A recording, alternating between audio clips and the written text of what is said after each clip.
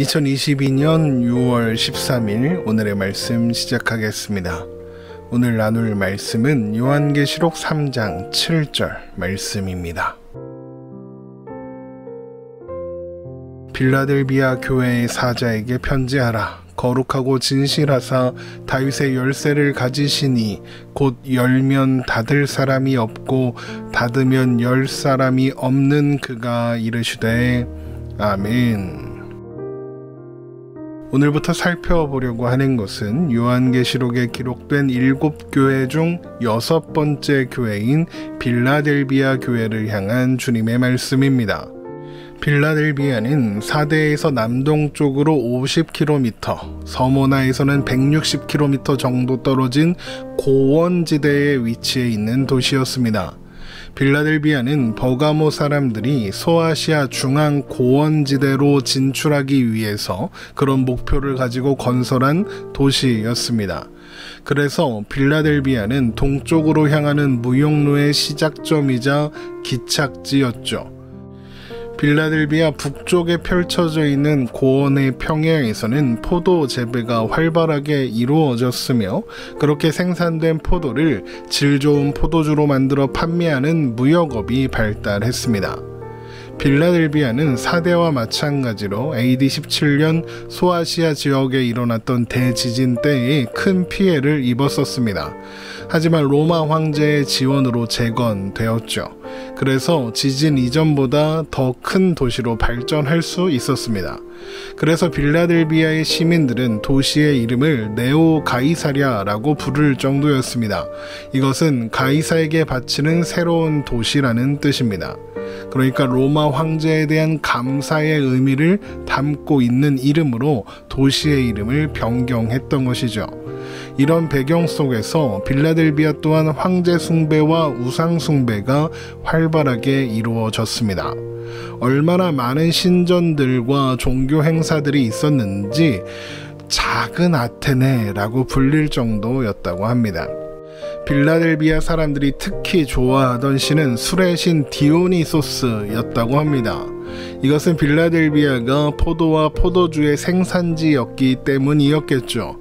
그러나 또 한 가지, 빌라델비아는 지진과 같은 자연재해로 여러 번 도시가 파괴된 경험을 한 그런 도시였기 때문에 그런 삶 속에서, 그런 경험 속에서 삶에 대한 회의적인 태도가 생겼을 것이고 그것으로 인해서 술을 좋아하고 술에 취해 있는 것을 좋아하는 그런 삶의 태도가 생겼기 때문일 것이다 라고 추측합니다. 아무리 애써 모은 재산도, 지키고 싶었던 사랑하는 사람도, 생명도 거대한 자연재해 앞에서는 순식간에 사라질 수밖에 없다는 것을 아는 사람들이 가질 수밖에 없는 그 허무함이 자연스럽게 술을 좋아하고 술에 의지하는 문화로 연결되게 했다는 것입니다. 빌라델비아 사람들은 그래서 마치 오늘만 사는 사람들처럼 술에 취해서 쾌락을 위한 온갖 일들을 하며 살아가고 있었습니다.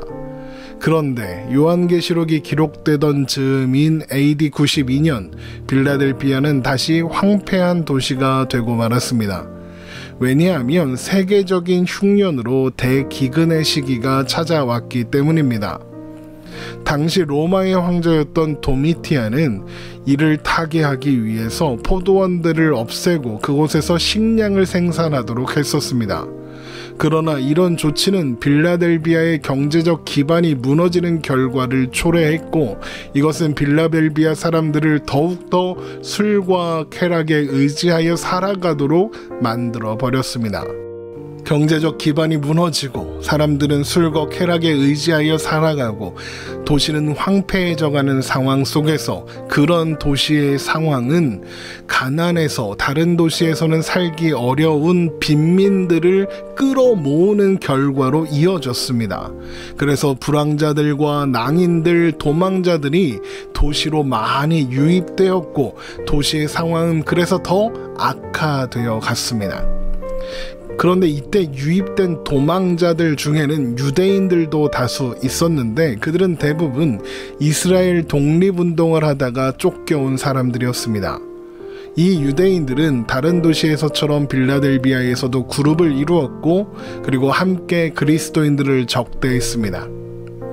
그러니까 술과 쾌락에 빠져 사는 사람들, 그리스도인들을 적대하고 박해하는 유대인들, 그리고 우상 숭배자들, 그렇게 총체적 난국의 상황에서 빌라델비아 교회의 신자들은 가난하고 궁핍하게 살아가야 했을 겁니다. 그 삶이 녹록지 않았겠죠. 얼마나 고통스러웠을지 상상조차 되지 않습니다. 그런데 이렇게 어려운 상황에 처해 있었던 빌라델비아 교회는 서머나 교회처럼 예수님의 칭찬과 격려만을 받는 교회입니다. 그러면 예수님은 빌라델비아 교회의 신자들의 어떤 부분을 칭찬하시고 또 어떤 내용으로 격려하고 위로하시는가 이제부터 살펴보도록 하죠.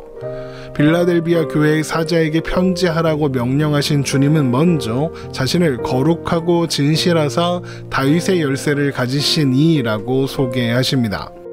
요한계시록 3장 7절입니다. 빌라델비아 교회의 사자에게 편지하라. 거룩하고 진실하사 다윗의 열쇠를 가지시니 곧 열면 닫을 사람이 없고 닫으면 열 사람이 없는 그가 이르시되. 먼저 주님은 거룩하고 진실하신 분입니다. 거룩하다는 것은 하나님이 초월적인 분이시다 이런 표현이죠. 하나님께서 모든 피조물을 초원하시는 분이신 것처럼 예수님 또한 그런 분이시다라는 의미로 보면 되겠습니다. 그렇게 모든 피조물을 초월하여 그 위에 계신, 그러니까 거룩하신 주님은 또한 진실하신 분이십니다. 진실하다, 이것은 참되다, 옳다 이런 의미입니다. 하나님은 언제나 옳으시며 예수님 또한 그러하시다는 거죠. 결국 예수님께서 제일 먼저 이렇게 자신이 거룩하고 진실하시다라는 것을 강조하시는 것은 주님이 하나님께서 약속하신 것을 또 자신이 약속하시는 것을 성취하시기에 충분하신 분이시다. 주님은 말씀하신 것을 성취하시기에 부족함이 없으시다. 약속하신 것이 반드시 성취될 것이다 라는 것을 강조하고 있는 표현인 것입니다. 그런데 이렇게 거룩하고 진실하신 주님께서 다윗의 열쇠를 가지고 계셔서 주님께서 열면 닫을 사람이 없고 닫으면 열 사람이 없다고 하십니다. 요한계시록 3장 7절의 말씀을 다시 한번 읽어보겠습니다. 빌라델비아 교회의 사자에게 편지하라. 거룩하고 진실하사 다윗의 열쇠를 가지시니 곧 열면 닫을 사람이 없고 닫으면 열 사람이 없는 그가 이르시되. 여기에서 다윗의 열쇠란 다윗성이라고 했던 예루살렘의 성의 열쇠를 가리키는데 이것은 단순히 성문을 여는 열쇠를 가리키는 것이 아니라 왕국의 국고를 좌지우지하는 권한을 가리킵니다. 그러니까 다윗의 열쇠는 왕국에 대한 모든 권위와 영광을 상징하고 있는 것이죠. 그런데 오늘 본문 요한계시록 3장 7절의 이 말씀은 이사야 22장 22절의 말씀을 인용하고 있는 것입니다. 이사야 22장 22절의 말씀을 읽어보겠습니다. 내가 또 다윗의 집의 열쇠를 그의 어깨에 두리니 그가 열면 닫을 자가 없겠고 닫으면 열 자가 없으리라. 이 말씀은 하나님께서 다윗 왕국의 국고를 맡았던 셈나라는 사람을 패하시고 hil기야의 아들 엘리야김을 세우시며 하신 말씀입니다. 셈나는 유다 왕 히스기야 왕 시대의 고위 공직자로서 국고를 맡은 신하였습니다. 그러니까 셈나는 히스기야 왕 시대의 다윗의 열쇠를 가진 사람이었다라고 생각하면 되는 것이죠.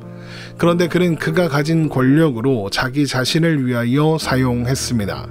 바로 나라의 돈을 가지고 자신을 위해서 높은 곳에 있는 반석에 묘시를 팠던 것입니다. 이사야 25장 15절에서 16절 말씀입니다. 주 만군의 여호와께서 이르시되 너는 가서 그 국고를 맡고 왕국 맡은 자 셈나를 보고 이르기를 내가 여기와 무슨 관계가 있느냐 여기에 누가 있기에 여기서 너를 위하여 묘시를 팠느냐 높은 곳에 자기를 위하여 묘시를 팠고 반석에 자기를 위하여 처소를 쪼아내었도다. 셈나가 국고로 자신을 위한 묘실만 팠을까요? 자신에게 있는 권한을 남용하여 자기 자신을 위해서 사용했을 겁니다. 모든 면에서 사용했겠죠. 그리고 그 끝이 자신을 위한 화려하고 견고한 묘실을 파는 일이었던 겁니다. 그러면 샘나는 왜 그렇게 화려하고 견고한 묘실을 팠던 걸까요? 그 이유는 죽어서도 살았을 때처럼 영광을 누리고 싶었기 때문입니다. 그런데 그 결국이 어떻게 됩니까? 하나님께서 그런 샘나를 패하시고 엘리야김을 불러 그에게 다윗의 열쇠를 맡기십니다. 이사야 22장 20절에서 22절의 말씀을 보겠습니다. 그날에 내가 hil기야의 아들 내 종 엘리야김을 불러 내 옷을 그에게 입히며 내 띠를 그에게 띄워 힘있게 하고 내 정권을 그의 손에 맡기리니 그가 예루살렘 주민과 유다의 집의 아버지가 될 것이며 내가 또 다윗의 집의 열쇠를 그의 어깨에 두리니 그가 열면 닫을 자가 없겠고 닫으면 열 자가 없으리라. 하나님께서는 샘나를 대신하여 그 일을 맡기시겠다는 엘리야김을 향하여 내 종이다 라고 말씀하십니다. 하나님의 종이란 하나님의 말씀에 순종하는 자다 라는 의미입니다. 자신의 만족과 기쁨을 위해 살아서나 죽어서나 영광을 복을 누리고 싶었던 샘나가 아니라 하나님께 순종하는 자 엘리야김이 다윗의 열쇠를 가지게 된 것입니다. 그런데 우리는 샘나의 길이 매력적으로 보입니다. 나의 만족과 기쁨을 위해서 살아서나 죽어서나 편하고 행복하게 살고 싶습니다.